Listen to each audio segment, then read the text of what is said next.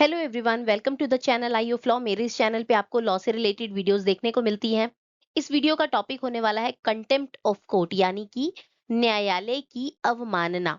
देखिए, चाहे आप लॉ स्टूडेंट्स हैं, जुडिशरी के एस्पिरेंट्स हैं या फिर जनरल पब्लिक हो, ठीक है। ये जो टॉपिक है आपके लिए समझना बहुत जरूरी है। क्यों? क्योंकि ये जुडिशियल सिस्टम की ना डिग्निटी और उसकी अथॉरिटी से जुड़ा हुआ है। ठीक है। अब देखिए, ये जो हमारा कंटेम्प्ट ऑफ कोर्ट का वीडियो होने वाला है ना, इसमें हम क्या-क्या कवर करेंगे? हम देखेंगे कि मीनिंग क्या होता है कंटेम्प्ट ऑफ कोर्ट का। देखेंगे कि कंटेम्प्ट ऑफ कोर्ट के टाइप्स क्या-क्या होते हैं। इसकी पूरी प्रोसीजर क्या है, प्रक्रिया क्या है, और अगर किसी के ऊपर कंटेम्प्ट ऑफ कोर्ट का चार्ज लग जाता है, तो उसके पास क्या-क्या डिफेंसेस यानी कि बचाव उपलब्ध है। साथ ही हम ना कंटेम्प्ट ऑफ कोर्ट पर होने वाली कॉन्स्टिट्यूशनल डिबेट यानी कि संवैधानिक बहस पर भी डिस्कशन करेंगे। ठीक है। कि संवैधानिक जो बहस होती है वो कैसे लॉ, फ्रीडम ऑफ स्पीच और जुडिशियल अथॉरिटी जो है इसके बीच में बैलेंस बनाता है। चलिए वीडियो को स्टार्ट करते हैं। आइए स्टार्ट करते हैं। What is contempt of court, यानी कि न्यायालय की अवमानना क्या होती है। अगर हम इसे बिल्कुल सिंपल शब्दों में समझे ना, तो जब हमारे किसी एक्शन या कंडक्ट से, हमारे किसी कार्य या व्यवहार से कोर्ट के अथॉरिटी, डिग्निटी या स्मूथ फंक्शनिंग को, अथॉरिटी मतलब अधिकार, डिग्निटी मतलब गरिमा, और स्मूथ फंक्शनिंग मतलब सुचारू कामकाज में किसी तरीके की डिसरिस्पेक्ट आती है, अनादर आता है, डिसओबे आती है, अवज्ञा आती है या अंडरमाइन आता है, या हम करने की कोशिश करते हैं ऐसा, तो उसे हम क्या कहते हैं? Contempt of court. यानी कि अगर हम कोर्ट के अथॉरिटी, डिग्निटी और स्मूथ फंक्शनिंग में अपने किसी एक्ट से, अपने किसी एक्शन से या अपने किसी कंडक्ट से डिसरिस्पेक्ट करने की कोशिश करें, डिसओबे करने की कोशिश करें या अंडरमाइन करने की कोशिश करें, तो इसे ही हम कह देते हैं कंटेम्प्ट ऑफ कोर्ट। अगर अब हम इसकी बात करें कि इसका कोर ऑब्जेक्टिव क्या है, कि इसका उद्देश्य क्या है, तो लोगों को ये लगता है कि ये जो कानून बना है ना कंटेम्प्ट ऑफ कोर्ट का, इसका उद्देश्य है इंडिविजुअल जजेस को शील्ड प्रदान करना या फिर जजेस के ईगोस को बनाए रखना। बट ऐसा नहीं है। इसका असली उद्देश्य है एडमिनिस्ट्रेशन ऑफ जस्टिस में पब्लिक का विश्वास बनाए रखना। यानी कि हमारी न्याय प्रणाली में पब्लिक का ट्रस्ट बनाए रखना, और ये सुनिश्चित करना, ये देखना कि जो भी हमारे कोर्ट के डायरेक्टिव्स हैं, यानी कि कोर्ट के आदेश हैं, कोर्ट के निर्देश हैं, उनका सही से पालन हो। अगर हम इसके फ्रेमवर्क को देखें, यानी कि इस कानून को कानूनी ढांचा कहाँ से मिलता है, तो the contempt of court act 1971 जो है, इसका प्राइमरी स्टैट्यूट है। यानी कि ये सबसे पहले इसको कंटेम्प्ट ऑफ कोर्ट को मान्यता प्रदान करता है। इसके साथ-साथ हमारा कॉन्स्टिट्यूशन के आर्टिकल 129 एंड 215, आर्टिकल नंबर 215, ये भी क्या कहते हैं, सुप्रीम कोर्ट को और हाई कोर्ट्स को कोर्ट ऑफ रिकॉर्ड घोषित कर रहे हैं ये आर्टिकल्स। ठीक है। जिससे इनके पास अपनी कंटेम्प्ट का अवमानना के लिए ना दंड देने का इनहेरेंट कंटेम्प्ट पावर्स होती है। यानी कि अंतर्निहित शक्तियां इनके पास मौजूद होती हैं, किनके पास? सुप्रीम कोर्ट और हाई कोर्ट्स के पास। ये कहां से मिली है इनको? आर्टिकल नंबर 215, 215 और 129 ऑफ कॉन्स्टिट्यूशन से। अब बात करते हैं, दो प्रकार हैं किसके? कंटेम्प्ट ऑफ कोर्ट के। देखिए, कंटेम्प्ट ऑफ कोर्ट एक्ट 1971 के सेक्शन नंबर 2 के अकॉर्डिंग कंटेम्प्ट ऑफ कोर्ट को ना दो बड़े कैटेगरीज में डिवाइड किया गया है। पहला है सिविल कंटेम्प्ट, दूसरा है क्रिमिनल कंटेम्प्ट। तो अगर हम सिविल कंटेम्प्ट की बात करें, तो जो सिविल कंटेम्प्ट है, इसका नेचर होता है रेमेडियल और कोअर्सिव। सिविल कंटेम्प्ट को हिंदी में कहते हैं दीवानी अवमानना, और इसका नेचर क्या हो जाता है? ये उपचारात्मक और बाध्यकारी होता है। ठीक है। देखिए, सिविल कंटेम्प्ट का मतलब होता है कि जब कोई इंसान, कोई कोई व्यक्ति कोर्ट के किसी जजमेंट का, डिक्री का, ऑर्डर का या रिट का विलफुल डिसओबियंस करता है, यानी कि जानबूझकर उसकी अवज्ञा करता है। जब कोई व्यक्ति जानबूझकर कोर्ट के किसी जजमेंट की, डिक्री की, आदेश की या फिर रिट की अवज्ञा करता है, या फिर कोर्ट द्वारा दिए गए किसी अंडरटेकिंग, जो वचनबद्धता होती है, उसका ब्रीच करता है, उल्लंघन करता है, तो उसे क्या कहा जाता है? सिविल कंटेम्प्ट कहा जाता है, सिविल अवमानना कहा जाता है। ठीक है। अब ये जो सिविल कंटेम्प्ट है ना, इस कानून को अप्लाई करने का मुख्य फोकस क्या होता है पता है? नॉन कंप्लायंस, आदेश ना मानने पर होता है। और इसका ऑब्जेक्टिव क्या होता है? उद्देश्य होता है कि व्यक्ति को कोर्ट की बात को मनवाना, कंपेल करना। ठीक है। व्यक्ति को कि वो माने कोर्ट की बात को, इतना विवश कर देना उस इंसान को। नेक्स्ट आता है क्रिमिनल कंटेम्प्ट यानी कि आपराधिक अवमानना। इसका जो नेचर होता है वो प्यूनेटिव होता है यानी कि दंडात्मक होता है। देखिए, क्रिमिनल कंटेम्प्ट के तहत ना कोई भी ऐसा पब्लिकेशन, कोई प्रकाशन या फिर कोई ऐसा एक्ट आता है जो कोर्ट की अथॉरिटी को स्कैंडलाइज करता है या उसे लोअर यानी कि कम दिखाने की कोशिश करता है। इसके अलावा अगर कोई ऑनगोइंग प्रोसीडिंग चल रही है, उसमें प्रेजुडिस यानी कि पूर्वाग्रह पैदा कर रहा है कोई इंसान, या किसी भी तरीके से एडमिनिस्ट्रेटिव ऑफ जस्टिस को ऑब्स्ट्रैक्ट करता है, तो उसे क्रिमिनल कंटेम्प्ट माना जाता है। और इसका ऑब्जेक्टिव क्या होता है, इसका उद्देश्य होता है जो दोषी है, जिस व्यक्ति ने ये सब काम किया है, उसको पनिश करना, उसको दंडित करना, और ऐसा डेटर मतलब ऐसा करने से दूसरों को रोकना। ठीक है, अब हम सिविल कंटेम्प्ट को डिटेल में देखते हैं। सबसे पहले हम डेफिनेशन की बात करें तो जैसे कि हमने पिछले स्लाइड में देखा कि सिविल कंटेम्प्ट का मतलब होता है कि किसी भी कोर्ट के जजमेंट का, डिग्री का, डायरेक्शन का, ऑर्डर का, रिट का विलफुल डिसओबेंस करना यानी कि जानबूझकर की गई अवज्ञा, या फिर कोर्ट ने अगर कोई दिया हुआ अंडरटेकिंग है, ठीक है, कोई वचनबद्धता है, उसका विलफुल ब्रीच कर देना, जानबूझकर उसका उल्लंघन करना, ये क्या है, सिविल कंटेम्प्ट है। यहाँ पे ना विलफुल शब्द का जो प्रयोग किया गया है ना बार बार, ये बहुत जरूरी है। क्यों? क्योंकि ये जो अवहेलना हो रही है ना, ये जानबूझकर हो रही है, ये अनजाने में नहीं हो रही है। ठीक है, इसका दूसरा पॉइंट अगर हम देखें की फोकस, तो इसका जो मेन केंद्र है ना, वो ये इस बात पर ध्यान देना है कि जो जितने भी कोर्ट के डायरेक्शन थे ना, जितने भी कोर्ट के निर्देश थे, आदेश थे ना, उनका नॉन कंप्लायंस हुआ है, यानी बात को माना ही नहीं गया।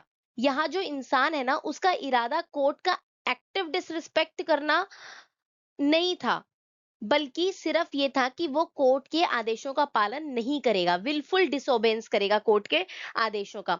नेक्स्ट आता है इसका पर्पस क्या है, तो इसका पर्पस यानी उद्देश्य है, मैंने आपको बताया था पिछली स्लाइड में, क्या, रेमेडियल और कोअर्सिव यानी कि उपचारात्मक और बाध्यकारी। मतलब इसका जो मकसद है ना, वो सीधे के सीधे सजा देना नहीं है, बल्कि कंपेल कंप्लायंसेस है, यानी कि आदेश मानने के लिए विवश करना, मजबूर करना, ताकि एग्रीव्ड पार्टी जो है उसको असल मायने में न्याय मिल सके। जो बात नहीं मान रहा उसको सजा दे करके तो एग्रीव पार्टी को न्याय नहीं मिलेगा ना, बल्कि जो बात नहीं मान रहा उसको ये विवश करना कि वो बात को माने। और नेक्स्ट है इसका लास्ट पॉइंट है आपका जो ये अवमानना है ना, उसका मार्जन या उससे मुक्त होना। ठीक है, इसके लिए क्या होता है, बहुत ही मशहूर एक लीगल फ्रेज है, वो यूज किया जाता है, contemnor holds the key of their own cell, यानी जेल की चाबी खुद उसके हाथ में ही होती है। इसका सीधा मतलब यह है कि अगर अवमानना करने वाला व्यक्ति जो भी है, वो कोर्ट के आदेशों का फुल्ली ओबे करेगा, यानी पूरी तरीके से मान लेगा, तो उसकी जो अवमानना है ना, वो जनरली जो होती है उसको माफ कर दिया जाता है। ठीक है, अब बात करते हैं क्रिमिनल कंटेम्प्ट की।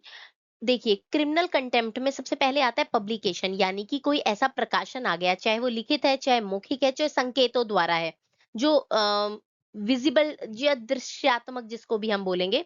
ठीक है, किसी भी तरीके से ऐसा कोई प्रकाशन है जो कोर्ट के खिलाफ है, या फिर कोई ऐसा एक्ट कर दिया जिससे कोर्ट को बदनाम किया जा रहा है। ठीक है, मतलब कोई ऐसा काम कर दिया जो कोर्ट की अथॉरिटी को स्कैंडलाइज कर रहा है, यानी उसे लोअर दिखाने की कोशिश कर रहा है। ठीक है, जिससे जनता की नजर में अदालत का जो रुतबा है ना, वो गिर जाए। ठीक है, दूसरी चीज है प्रिजुडिस प्रोसीडिंग, यानी कि कोई ऐसा काम कर रहा है जिससे जो न्यायिक कार्यवाही है ना, उस वो दूषित हो रही है। ठीक है, मतलब या तो जैसे कि कोई ऑनगोइंग प्रोसीडिंग है, ठीक है, उसके ड्यू कोर्स में प्रेजुडिस यानी कि पूर्वाग्रह पैदा कर रहा है या उसमें इंटरफेयर कर रहा है, ताकि जो निष्पक्ष कार्यवाही है, सुनवाई है, वो ना हो पाए, या फिर ऑब्स्ट्रैक्ट जस्टिस यानी कि न्याय में बाधा डाल रहा है, मतलब किसी तरीके से एडमिनिस्ट्रेटिव ऑफ जस्टिस के काम में रुकावटें पैदा कर रहा है। इनमें से वो कोई भी ऐसा काम कर रहा है तो कोई बंदा वो क्रिमिनल कंटेम्प्ट का दोषी हो जाएगा। ठीक है, देखिए, इस जो क्रिमिनल कंटेम्प्ट का जो कानून है, इसका पर्पस क्या होता है? इसका उद्देश्य पूरी तरीके से ना प्यूनेटिव होता है, यानी कि जो भी दोषी है उसको सजा दे दो। इसका जो मेन ऑब्जेक्टिव है ना, वो बैड कंडक्ट को पेनलाइज करना ही है, उसको सजा देना ही है, दंड देना ही है। यानी इससे होगा क्या? इससे आने वाले लोग भी जो होंगे ना, वो भी इस हरकत को नहीं करेंगे, ठीक है? एक डर उत्पन्न होगा कि नहीं, ऐसा हम नहीं कर सकते हैं, और दूसरा, जनता का विश्वास जो है ना, वो कोर्ट में बना रहेगा। अब देखते हैं सिविल और क्रिमिनल कंटेम्प्ट के अंदर अंतर क्या है। तो देखिए, अगर नेचर की बात करें तो सिविल कंटेम्प्ट का जो नेचर होता है, रेमेडियल होता है, कोर्सिव होता है, यानी कि बाध्यकारी होता है, और प्यूनिटिव होता है किसका? क्रिमिनल कंटेम्प्ट का। पर्पस क्या होता है सिविल कंटेम्प्ट का? पर्पस होता है ये इंश्योर करना कि कोर्ट के ऑर्डर का मान किया जाए, कंप्लायंस किया जाए। और क्रिमिनल कंटेम्प्ट का ऑर्डर क्या होता है? पनिश देना, किसको? गलत करने वाले को। फोकस किस पे करता है civil contempt? Civil contempt focus करता है विलफुल डिसोबेंस पर, या फिर ब्रीच हुआ है कोर्ट के ऑर्डर का। और क्रिमिनल कंटेम्प्ट किस पे फोकस करता है? Wilful act that scandalise the court, यानी कि कोर्ट की जो गरिमा है उसको गिरा रहा है। इंटेंट क्या होता है सिविल कंटेम्प्ट के अंदर? इंटेंट होता है दोषी का कि हम मानेंगे ही नहीं कोर्ट के ऑर्डर को। और क्रिमिनल कंटेम्प्ट में दोषी का इंटेंट होता है कोर्ट का डिसरिस्पेक्ट करना, या फिर इंटरफेयर करना कोर्ट की प्रोसीडिंग के अंदर। जो सैंक्शन होता है ये सिविल कंटेम्प्ट में कोअर्सिव मेजर होता है। ये उसको ये बाध्य कराना होता है कि नहीं, तुम्हें कोर्ट के ऑर्डर का पालन करना ही करना है। और क्रिमिनल कंटेम्प्ट में सैंक्शन होता है प्यूनिटिव, यानी कि फाइन लगा देना या फिर इम्प्रिजनमेंट दे देना। अब जो ये सिविल कंटेम्प्ट होता है ना, ये प्राइवेट पार्टीज और कोर्ट इटसेल्फ सिविल कंटेम्प्ट में कॉग्निजिबल होते हैं, संज्ञान ये दोनों ले सकते हैं। और क्रिमिनल कंटेम्प्ट में जो संज्ञान होता है वो कोर्ट लेता है, एक्सरसाइजिंग इनहेरेंट जुरिस्डिक्शन, ठीक है? सिविल कंटेम्प्ट में जो माफी की सीमा होती है वो ये होती है कि अगर कोर्ट के ऑर्डर को मान लोगे तो तुम्हें माफी मिल जाएगी, और क्रिमिनल कंटेम्प्ट में इसकी कोई नहीं होती, माफी नहीं होती है, आपको सजा मिलेगी ही मिलेगी। ठीक है? इसके बाद होता है सिविल कंटेम्प्ट में रोल ऑफ कंटेम्नर क्या होता है कि उसके हाथ में ये चाबी होती है कि वो जेल जाएगा या फिर फ्री रहेगा, ठीक है? तो जेल की चाबी उसी के हाथ में होती है। क्रिमिनल कंटेम्प्ट में क्या होता है, ये कोर्ट तय करता है कि उसे कितनी सजा मिलेगी, depending upon their behaviour. Example के लिए अगर माने तो इग्नोरिंग ऑफ इंजंक्शन, कोई इंजंक्शन लगा हुआ है, इग्नोर कर दिया। कोई ऑर्डर आया हुआ है उसको नहीं माना, मेंटेनेंस देनी है किसी पति को, वो नहीं देगा मेंटेनेंस, कोर्ट के ऑर्डर का डिसोबे हुआ। क्रिमिनल कंटेम्प्ट में क्या होता है, कोई कोर्ट के खिलाफ कोई डेट्रोगेटरी स्टेटमेंट्स दे दी है, ठीक है? या फिर कोर्ट की प्रोसीडिंग में रुकावट बन गए हो। तो ये इन दोनों के अंदर अंतर होते हैं। इस स्लाइड्स में ना हम कंटेम्प्ट ऑफ कोर्ट एक्ट 1971 के कुछ इंपॉर्टेंट सेक्शंस देखेंगे, जिसमें सेक्शन नंबर 2 हमें बताता है कि सिविल कंटेम्प्ट क्या होता है, क्रिमिनल कंटेम्प्ट क्या होता है। सेक्शन नंबर 3 हमें ये बताता है कि अगर कोई इनोसेंट पब्लिकेशन है या डिस्ट्रीब्यूशन है, वो कंटेम्प्ट नहीं होगी, यानी कि अनजाने में अगर कोई प्रकाशन किया गया है तो उसे कंटेम्प्ट नहीं माना जाएगा। या फिर प्रकाशन करने वाले को ये नहीं पता कि अभी जो प्रोसीडिंग है वो पेंडिंग है, तो भी कंटेम्प्ट नहीं माना जाएगा। नेक्स्ट आता है सेक्शन नंबर 12, जो हमें बताता है कि पनिशमेंट क्या होगी, कि simple imprisonment up to 6 month होगी, और फाइन होगा 2,000 रुपए का, या फिर दोनों होंगी। सेक्शन नंबर 13 हमें कुछ डिफेंसेस बताता है कि कब जो हमारा एक्यूज्ड है वो इन डिफेंसेस का सहारा लेकर के अपने ऊपर लगे हुए कंटेम्प्ट के चार्ज से फ्री हो सकता है। नेक्स्ट आता है सेक्शन नंबर 15, ये जो है कंसेंट से जुड़ा हुआ सेक्शन होता है। इसके मुताबिक अगर कोई प्राइवेट सिटीजन, ठीक है, किसी क्रिमिनल कंटेम्प्ट की कार्रवाई शुरू कराना चाहता है तो उसे अपने अटॉर्नी जनरल या सॉलिसिटर जनरल की रिटन कंसेंट चाहिए होगी। नेक्स्ट आता है सेक्शन नंबर 19, ये जो सेक्शन है ये अपील्स, यानी कि अपील, आप अगर किसी ऑर्डर से संतुष्ट नहीं हो तो आप इसकी अपील लेके जा सकते हो हायर कोर्ट में। तो इसके तहत अगर किसी हायर कोर्ट की अवमानना का फैसला सुनाया है और उस हाई कोर्ट के कंटेम्प्ट डिसीजन के खिलाफ सीधे सुप्रीम कोर्ट के अंदर जो है हम अपील फाइल कर सकते हैं। How proceeding start and limitation, यानी कि जो अवमानना है इसकी कार्यवाही जो है वो शुरू कैसे होती है, और इसके लिए समय सीमा क्या है। तो सबसे पहले देखते हैं मोड ऑफ इनिशिएशन, यानी कि कार्यवाही शुरू करने के तरीके। तो सबसे पहले आता है सुओ मोटो, यानी कि स्वतः संज्ञान। इसका मतलब है कि जब कोर्ट खुद अपने स्तर पर बिना किसी बाहरी पिटीशन के, बिना किसी बाहरी याचिका या शिकायत के अवमानना की कार्यवाही शुरू कर देता है, ठीक है? जब भी कोर्ट के संज्ञान में ऐसा कोई केस आता है, तो वो ऑन इट्स ओन अकॉर्ड अपने ही तरीके से एक्शन ले सकता है। और दूसरा तरीका है ऑन मोशन, यानी कि कोई प्रस्ताव आया या कोई आवेदन आया, मतलब एडवोकेट जनरल द्वारा फाइल किया गया कोई शिकायत या फिर कोई प्रस्ताव आया है, ठीक है? या किसी प्राइवेट सिटीजन ने, कोई निजी नागरिक ने आकर के ये मामला जो है कोर्ट में पेश किया है। लेकिन इसमें ध्यान ये रखना है कि एक आम नागरिक जो है, वो सीधे ये मामला कोर्ट में नहीं ले जा पाएगा। इसके लिए उसे अपने अटॉर्नी जनरल या फिर सॉलिसिटर जनरल की ना कंसेंट लेनी अनिवार्य होगी, सहमति लेनी अनिवार्य होगी। अब अगर हम इसकी लिमिटेशन पीरियड देखें, यानी कि इसकी समय सीमा देखें, तो कंटेम्प्ट ऑफ कोर्ट एक्ट 1971 का सेक्शन नंबर 20 इसके बारे में ना बहुत ही क्लियर रूल्स बताता है। इस सेक्शन के तहत अवमानना की जो कार्यवाही है, उसे शुरू करने की जो सीमा है ना, वो 1 ईयर यानी 1 साल तय की गई है। कानून के मुताबिक no court can initiate contempt proceeding, यानी कोई भी कोर्ट अवमानना की जो प्रोसीडिंग है, कार्यवाही है, उसे शुरू नहीं कर सकता अगर जो अवमानना का काम है ना, उसको हुए 1 साल या उससे ज्यादा का समय बीत चुका है। यानी कि जिस तारीख को अवमानना हुई थी, उस तारीख के 1 साल गुजर जाने के बाद कंटेम्प्ट की प्रोसीडिंग को शुरू नहीं किया जा सकता, कंटेम्प्ट पे एक्शन नहीं लिया जा सकता। अब हम देखते हैं वैलिड डिफेंसेस अगेंस्ट कंटेम्प्ट, यानी कि अवमानना के खिलाफ वैध बचाव। मतलब कि अगर कोई एक्यूज्ड है जिसको कंटेम्प्ट ऑफ कोर्ट का चार्ज लगाया गया है, उसके पास क्या क्या बचाव उपलब्ध है, वैध बचाव, कानूनी बचाव कौन से हैं?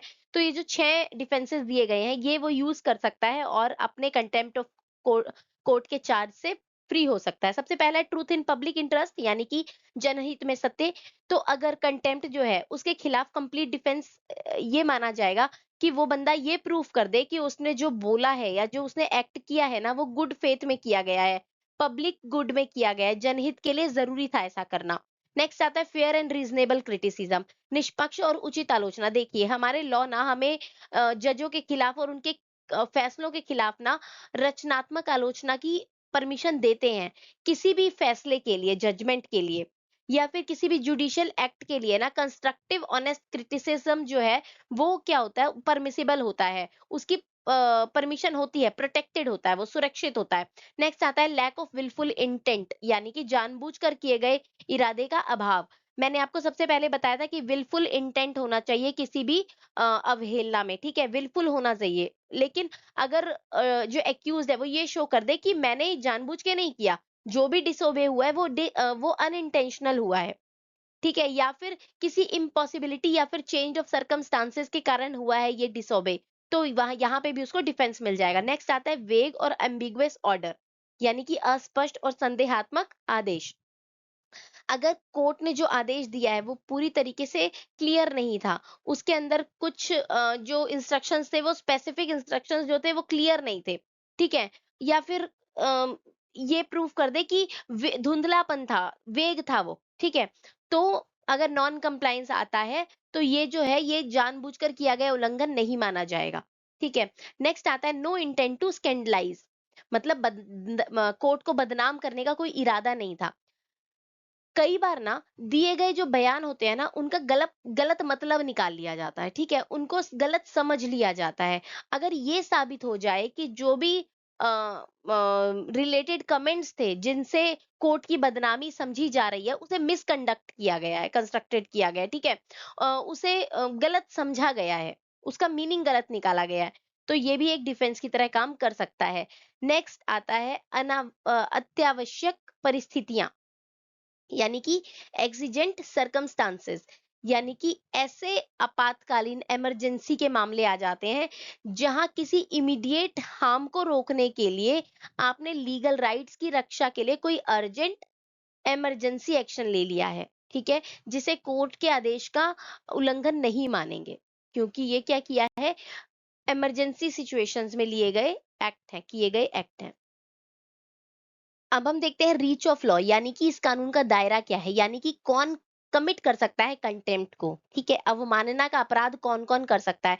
तो देखिए, नॉर्मली लगता क्या है कि ये जो कानून है ना सिर्फ आम जनता पर लागू होता है, मगर ऐसा बिल्कुल भी नहीं है। ये जो कानून है ना, कंटेम्प्ट जो है ना, ये not limited to the general public है, बल्कि हमारे पूरे लीगल सिस्टम लीगल इकोसिस्टम पर यानी कि कानून के तंत्र के हर एक हिस्से पर, हर एक व्यक्ति पर समान रूप से लगता है, ठीक है? इसमें देखिए जो 4 लोग दिखाए जा रहे हैं, सबसे पहले आते हैं लॉयर्स यानी कि वकील, दूसरे आते हैं जजेस यानी कि न्यायाधीश, तीसरे आ रहे हैं स्टेट अथॉरिटीज यानी कि सरकारी अधिकारी या फिर राज्य प्राधिकारी, नेक्स्ट आते हैं कॉर्पोरेट बॉडीज, ठीक है? यानी कि कॉर्पोरेट कंपनियां और संस्थाएं, एक-एक करके इनको देखते हैं हम। अब देखते हैं कि कंटेम्प्ट बाय लॉयर और जजेस किस तरीके से होते हैं। तो सबसे पहले अगर हम लॉयर्स की बात करें तो पहला होता है डिसरिस्पेक्टफुल कंडक्ट यानी फिर कि अपमानजनक व्यवहार। अगर कोई लॉयर जो है वो कोर्ट रूम में कोई ऑफेंसिव लैंग्वेज का यूज कर दे रहे हैं, डेट्रोगेटरी स्टेटमेंट्स दे रहे हैं, रिमार्क्स दे रहे हैं या डिसरप्टिव बिहेवियर कर दे रहे हैं ना, जिसके कारण जो कोर्ट की कार्यवाही है वो बाधित हो रही है, तो ये कंटेम्प्ट माना जाता है। नेक्स्ट आता है नॉन कंप्लायंस यानी कि आदेशों का पालना ना करना, ठीक है?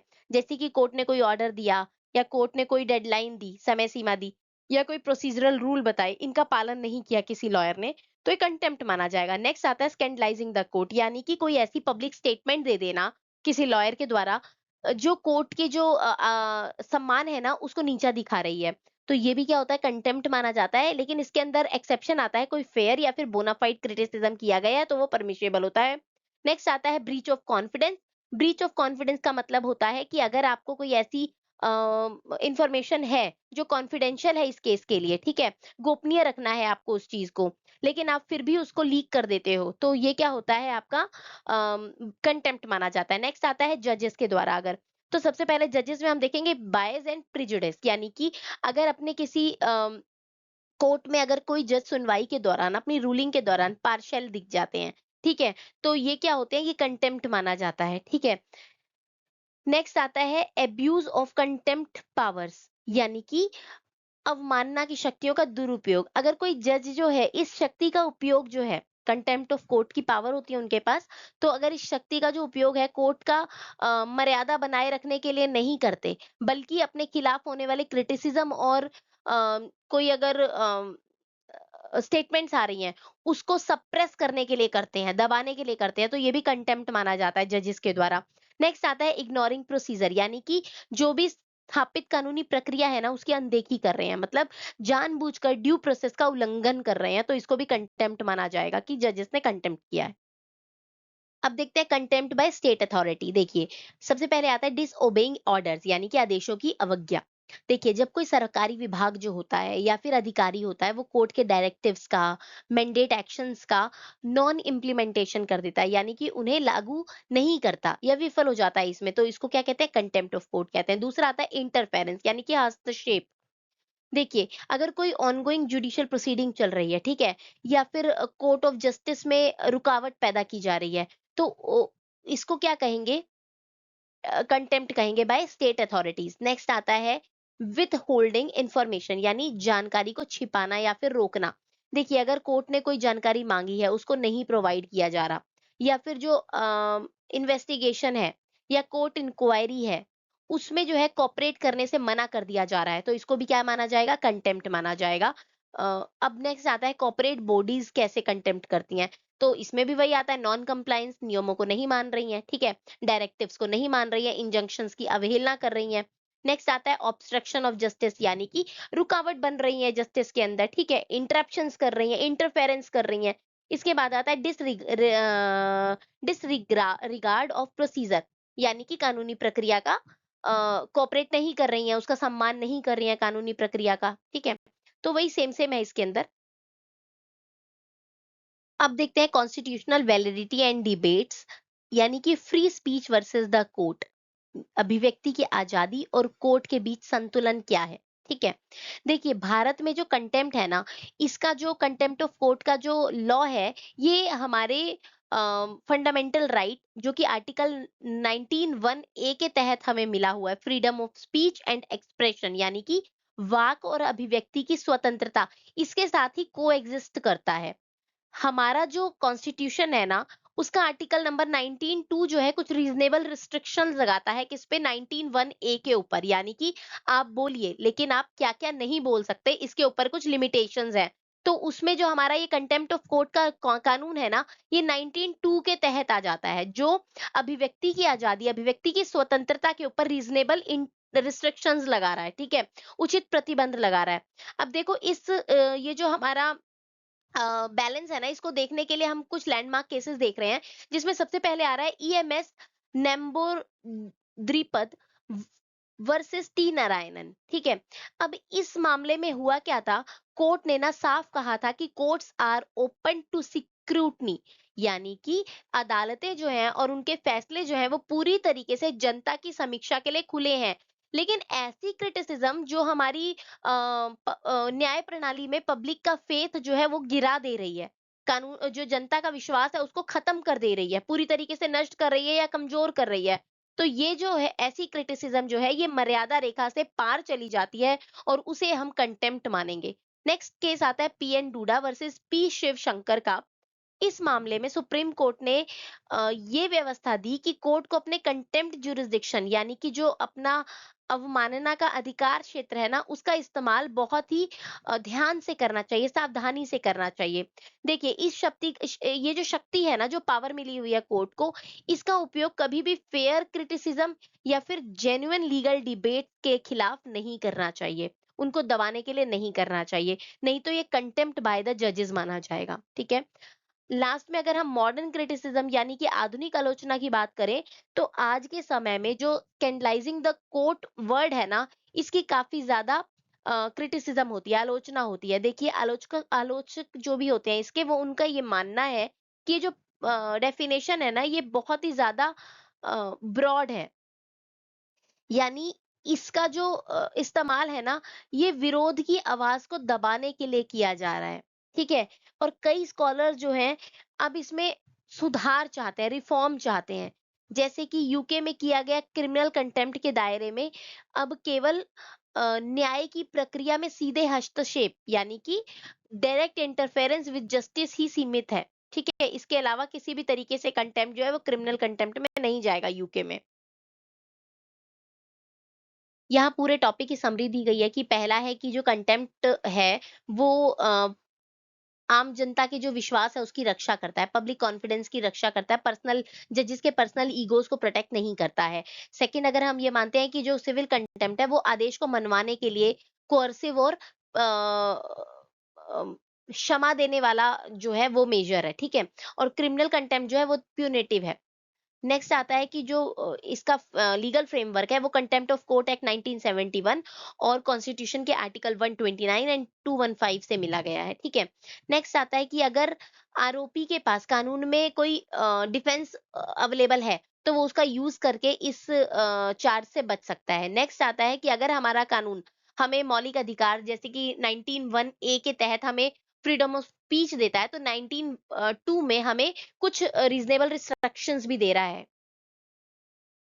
इसी के साथ हमारा ये बहुत ही इंपॉर्टेंट टॉपिक खत्म होता है। अगर इस टॉपिक में आपको कोई भी डाउट रह जाता है तो आप मुझे कमेंट सेक्शन में लिखिए।